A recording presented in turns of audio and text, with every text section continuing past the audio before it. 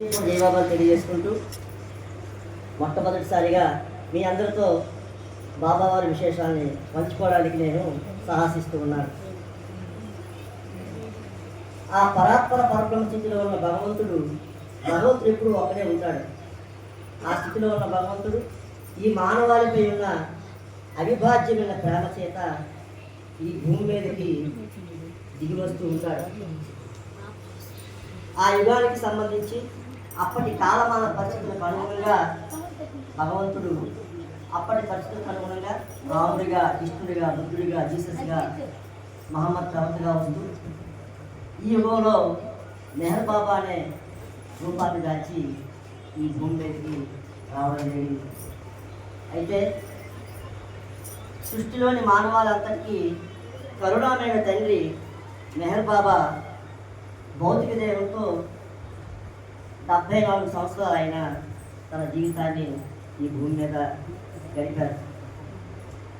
ఫిబ్రవరి 25, 1894 సంవత్సరం ఆయన పూనాలో జన్మించి 1969 జనవరి 31న ఈ పాంచభౌతిక దేహాన్ని విడిచిపెట్టి తన ప్రేమికుల హృదయాల్లో శాశ్వత స్థానాన్ని ఏర్పరచుకున్నారు అని బాబా చెప్పడం జరిగింది.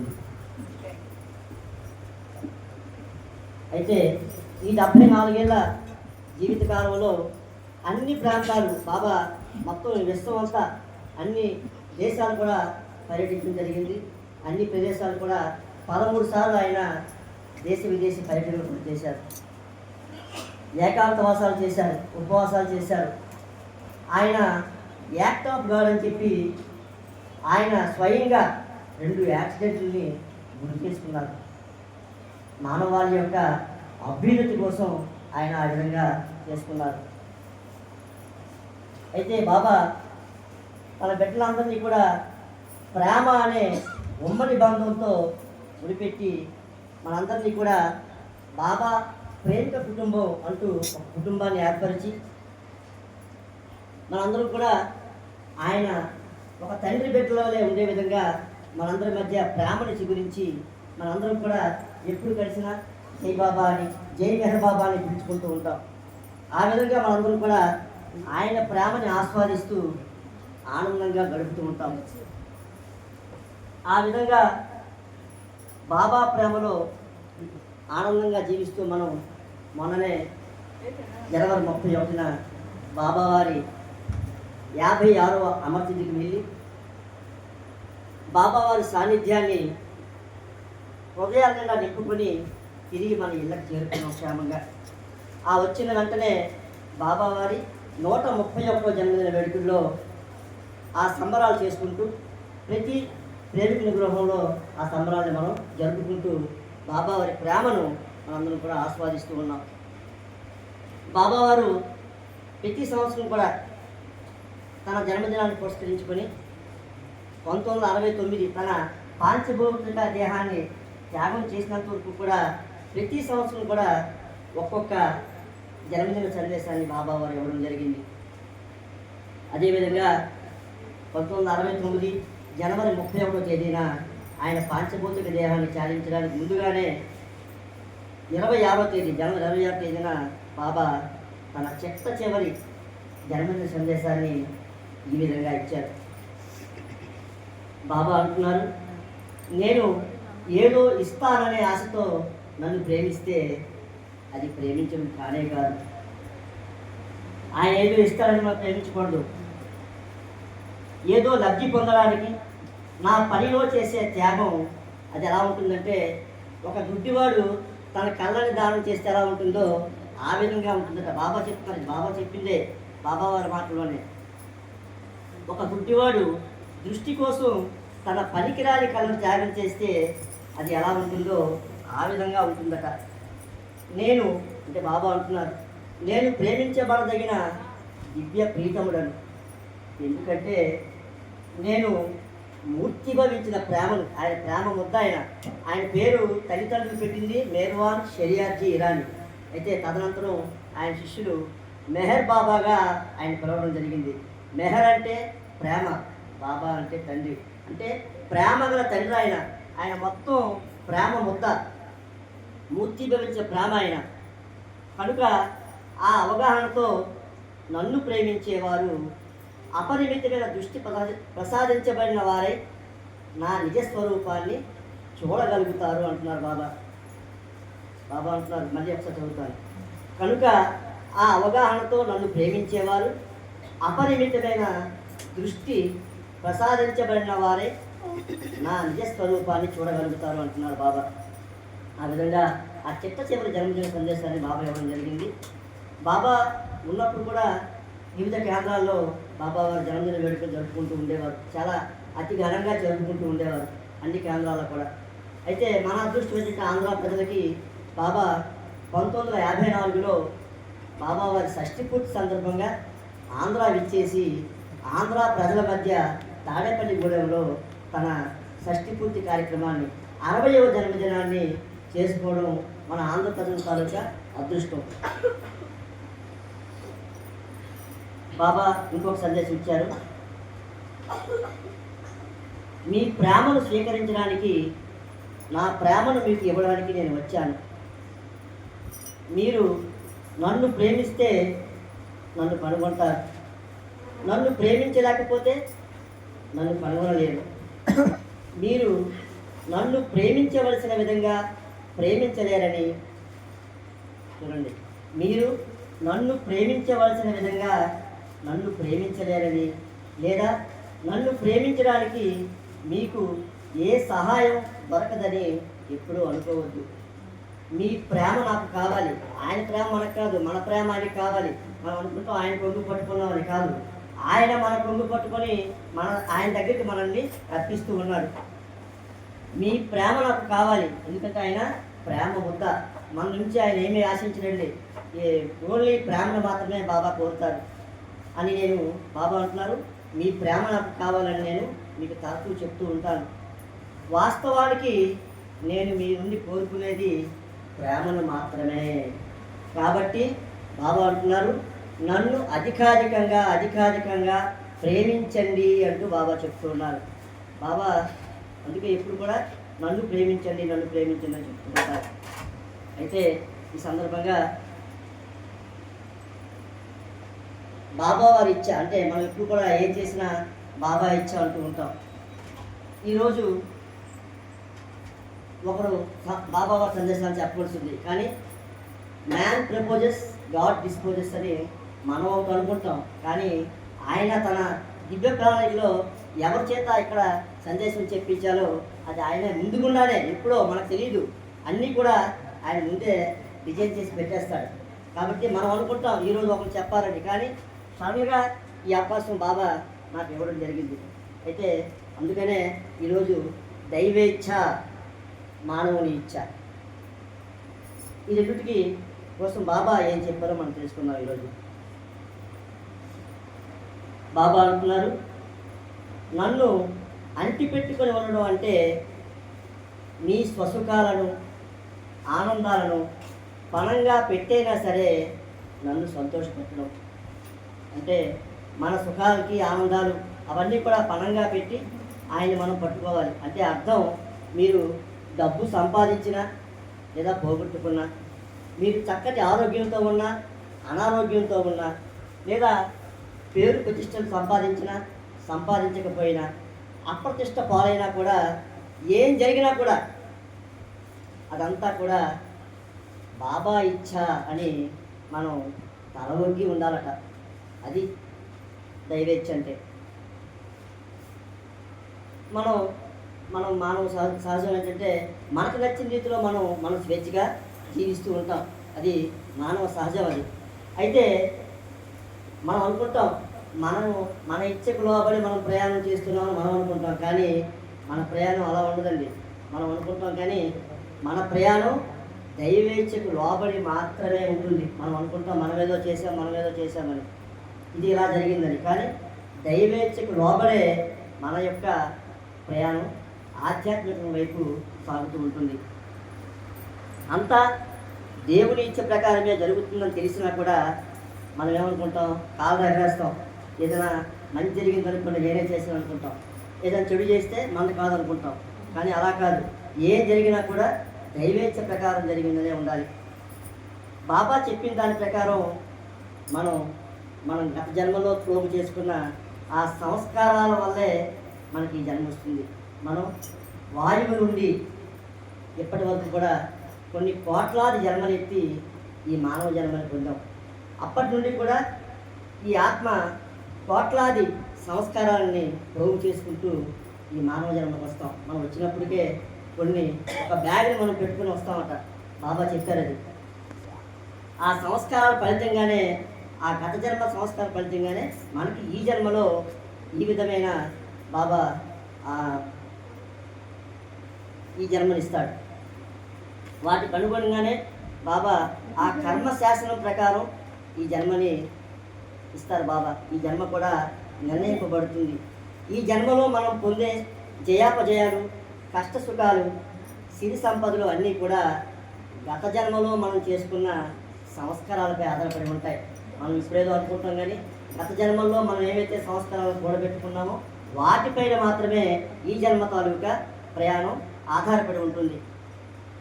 అంతా కూడా భగవంతుని ఇచ్ఛపై ఆధారపడి మాత్రమే జరుగుతూ ఉంటుంది. అయితే మనం అనుకుంటాం, మన ఇచ్ఛకు మనం జీవిస్తున్నాం కదా అని మనం అనుకుంటాం.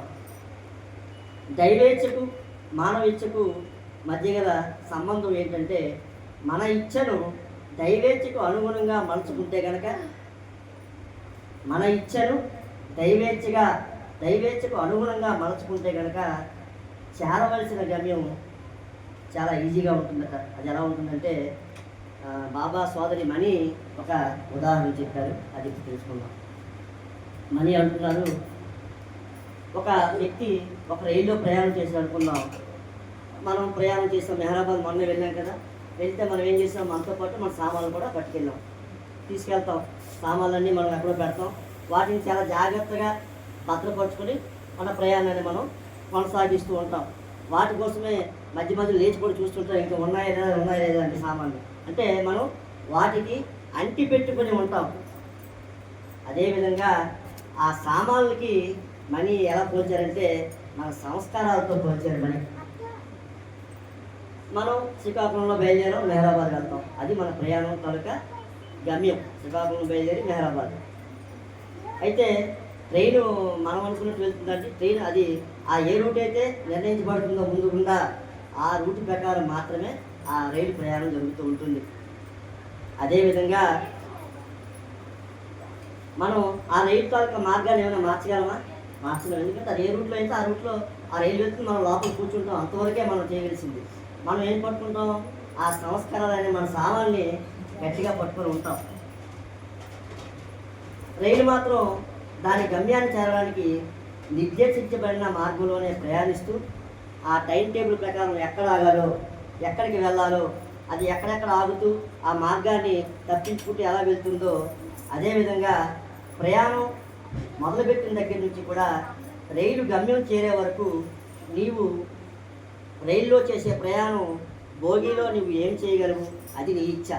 ఆ భోగిలో మనం ఏం చేస్తుంటామో అది మాత్రమే మన ఇచ్చ. కిటికీలను చూస్తాం, పక్క వాళ్ళతో మాట్లాడతాం, లేదా కొంతమంది సెల్లో సినిమాలు చూసుకుంటారు. అలా ఆ విధంగా మనం అది మనకు నచ్చినట్టు చేస్తాం. అది మాత్రమే మన ఇచ్చ. ఏం చేసినా కూడా మనం ఆ భోగిలోనే ఉంటాం. అది అంతవరకే పరిమితం. నీవు ఎన్నో పనులు చేయగలిగి స్వేచ్ఛను కలిగి ఉన్న కారణంగా నీ ప్రయాణ మార్గాన్ని కూడా నీవు మార్చుకోవచ్చు అనే భావన నీకు కలవచ్చు. మన ఏమైనా ప్రయాణ మార్గాన్ని మార్చుకోవచ్చు అనే భావన కూడా కలుగుతుంది. కానీ అది సాధ్యం కాదు. ఎందుకంటే మన ప్రయాణంలో ఆ రైల్లో ఉన్నాం, ఆ రైలు ఎలా వెళ్తే కదా అలాగే మన ప్రయాణం సాగి తీరాలి. నీ జీవితం అంటే ఇక్కడ జీవితాన్ని పుట్టుక మరణం అన్నీ కూడా అది మనీ చెప్తున్నారు. నీ జీవితం అంటే నీ పుట్టుక మరణం అన్నీ కూడా దైవేచ్ఛ ప్రకారమే నిర్ణయించబడి ఉంటాయి. మనం ఎప్పుడు పుట్టాలి, ఎప్పుడు ఆయనలో ఐక్యమవ్వాలి, ఇవన్నీ కూడా మన సంస్కారాల ఫలితంగా అవి ముందు ముందులోనే నిర్ణయించబడతాయి. వాటిని ఎట్టి పరిస్థితుల్లో కూడా మనం మార్చలేము.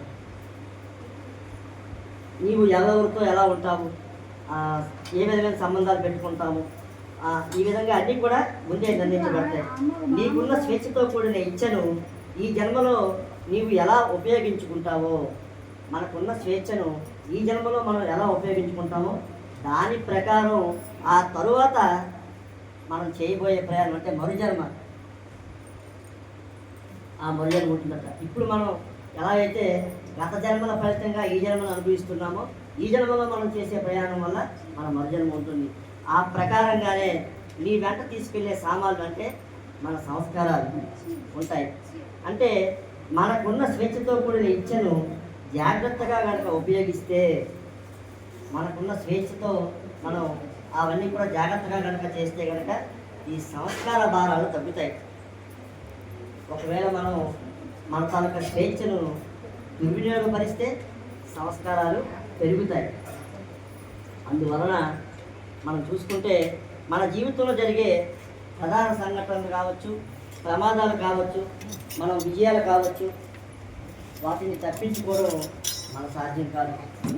జీవితంలో జరిగేవన్నీ కూడా మన గత జన్మలో మనం చేసుకున్న పనులు బట్టి, మనం కూడబెట్టుకున్న సంస్కారాలకి అనుగుణంగా మన జన్మ ముందే నిర్ణయించబడి ఉంటుంది. అది డివైన్ ప్లాన్. అయితే మనం అనుకోవచ్చు మన చేతుల్లో ఏమీ లేదా అని. ఒక్క విషయం మాత్రం మనం చేయగలం. మనీ అంటున్నారు ఇదంతా.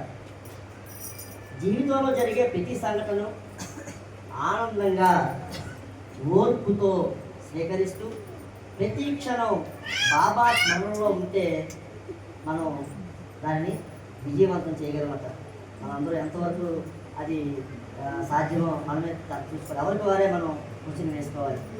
మనం జీవితంలో ప్రతి సంఘటనలు ఏం జరిగినా కూడా ఆనందంగా ఓర్పుతో స్వీకరిస్తూ ప్రతి క్షణం బాబా స్మరణలో ఉండాలట. అప్పుడే మనం అది విజయవంతం చేయగలం.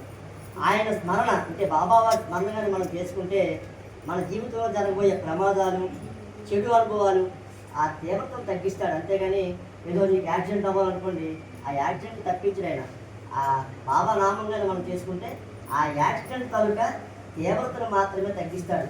సపోజ్ నీకు కాలు పోవాలనుకోండి, ఆ కాలు మీద చిన్న గీత పడుతుంది. ఆ విధంగా అంతే తప్ప అక్కడ యాక్సిడెంట్, ఎందుకంటే మన సంస్కారాలను మనం అనిపించి తీరాలి కాబట్టి ఆ విధంగా ఆ తీవ్రతను మాత్రమే బాబా ఆయన నామాన్ని కనుక మనం చేసుకుంటే ఆ తీవ్రతను మనం తగ్గిస్తాడు. అదేవిధంగా మనం ఆ గమ్యం చేరిపోతాం.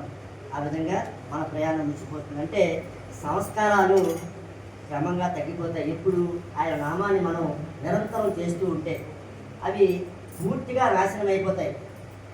సంస్కార రాహిత్యం అంటే మనం గమ్యం చేరడమే కదా. ఇదే విషయం ఈ దైవేచ్ఛ మానవేచ్ఛ గురించి ఆ వ్యత్యాసం ఏంటంటే ఒకసారి బాబు కల్చూరిని ఒక ప్రేమికుడు అడుగుతాడు. అప్పుడు బాబు కల్చూరి ఆ దైవేచ్ఛ మానవేచ్ఛ కోసం ఈ విధంగా చెప్తూ ఉన్నారు. ఒకసారి ఒక వ్యక్తి మహమ్మద్ ప్రవక్త దగ్గరికి వచ్చి ఇలా అడిగాడట, నేను చేసే పనులన్నీ దైవేచ్ఛ ప్రకారమే జరుగుతాయా లేక నా ఇచ్ఛ ప్రకారం జరుగుతాయా అని ఆ వ్యక్తి మహమ్మద్ ప్రవక్తను అడుగుతాడు. ఆ సమయంలో మహమ్మద్ ప్రవక్త చుట్టూ శిష్యులు ఉంటారు. ఆ శిష్యులతో ఆయన మాట్లాడుతూ ఉంటారు. ఈయన ఆ క్వశ్చన్ వేస్తాడు. ఆయన వింటాడు, కానీ విన్నట్టు ఊరుకుంటాడు అన్నమాట మహమ్మద్ ప్రవక్త. వెంటనే ఈ ప్రశ్న అడిగిన వ్యక్తి, ఇదేంటి నేను ఈ ప్రశ్న వేస్తే కనీసం విన్నానా ఎస్సా నో ఏం చెప్పకుండా ఆయనతో అలా మాట్లాడుకుంటున్నారని అనుకుంటాడు. కొంచెం ఆ వ్యక్తికి అసహనంలోనే, అంటే కొంచెం అలాంటి అనుకుంటాడు. మీకు సమాధానం తెలిస్తే చెప్పండి, అనవసరంగా నన్ను ఎందుకు అలా నిలబెట్టి ఉంచారని మహమ్మద్ ప్రవక్త తిరిగి అడుగుతాడు అనమాట. మీకు నేను అడిగిన దానికి సమాధానం తెలిసి చెప్పండి, లేదని తెలియదని చెప్పాను, అంతేగాని నన్ను ఎందుకు పట్టించుకోవట్లేదని మళ్ళీ అడుగుతాడు ఆ వ్యక్తి. అప్పుడు మహమ్మద్ ప్రవక్త ఆ వ్యక్తితో, నీ ప్రశ్నకు నేను జవాబు చెప్తాను, కానీ ఈలోపు నీవు ఒంటి కాలి మీద నిలబడు అంటాడు. ఈ ప్రశ్నకి సమాధానం చెప్తాను, అంతవరకు నువ్వు ఒంటి కాలి మీద నిలబడు అంటాడు. వెంటనే ఆ వ్యక్తి ఒంటి కాలి మీద నిలబడతాడు. మళ్ళీ ఈ మహమ్మద్ ప్రవక్త ఆ శిష్యులతో మాట్లాడుకుంటూ ఆయన పట్టించుకోడు. చాలాసేపు గడిచిపోతుంది.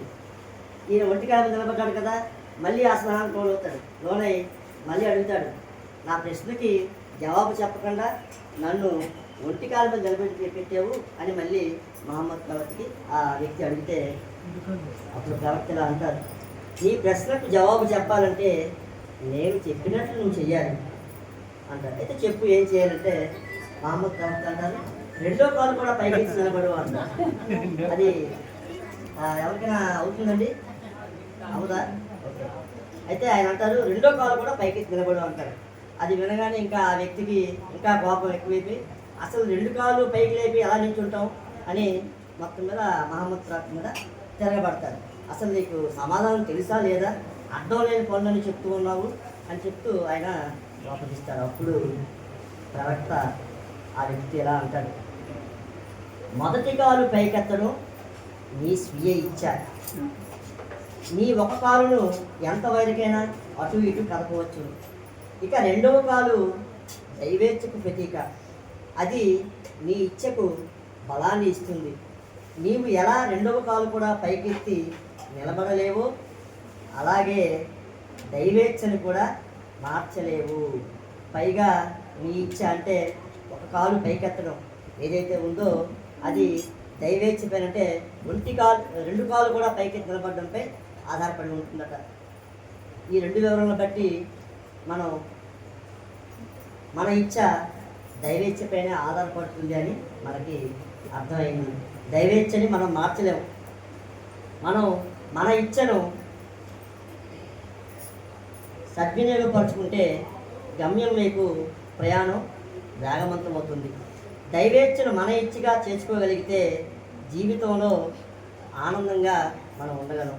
ఒకసారి బాబా నా ఇచ్చ నీ ఇచ్చ అనే అంశాన్ని ఒక 2 వృత్తాలు గీసి బాబా ఈ విధంగా వివరించారు.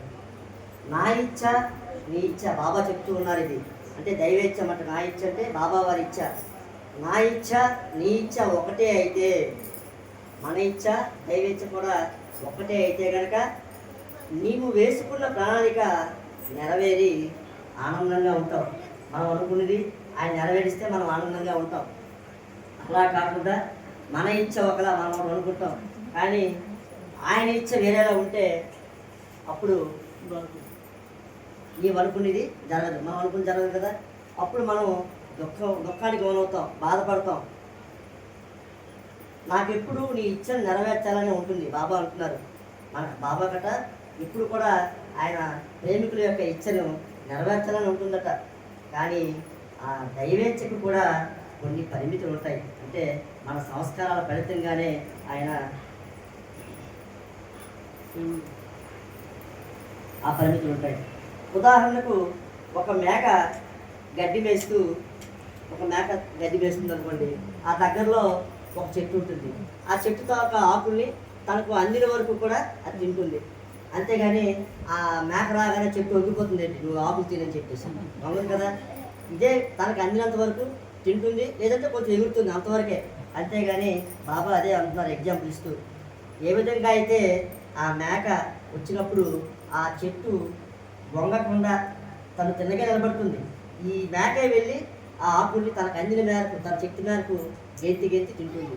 అదేవిధంగా నీ ఇచ్చను నెరవేర్చడానికి దైవానికి కూడా కొన్ని పరిమితుల కారణంగా నీకు నచ్చినట్లు చేయలేను. ఈ స్పర్ధ రాకుండా ఉండాలంటే బాబా ఒక చక్కటి మార్గాన్ని చెప్తున్నారు. నీవు ఏది కోరుకోవాలని ఆశిస్తావో దానినే నీవు కోరుకోవాలి.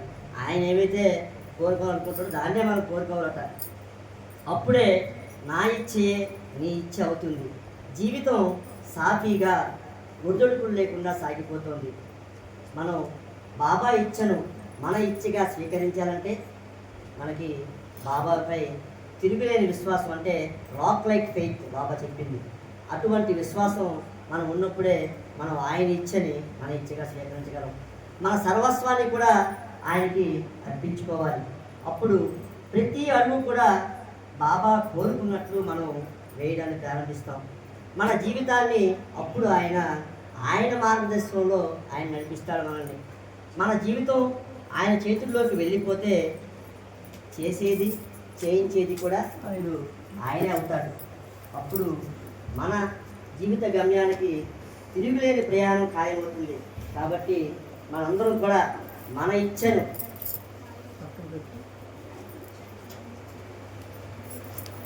ఆయన ఇచ్చకు అంటే బాబా ఇచ్చకు అనుగుణంగా చేసే పనిలో మనం కూడా ఆ ప్రయత్నం చేద్దాం. మన ఇచ్చను బాబా ఇచ్చిగా మార్చే శక్తి బాబాయ్ అందరికీ ఇవ్వాలని కోరుకుంటూ నాకు ఈ అవకాశం ఇచ్చిన బాబా గారికి హృదయపూర్వక బాబా अवतार मेहर बाबा की जय, अवतार मेहर बाबा की जय, अवतार मेहर बाबा की जय।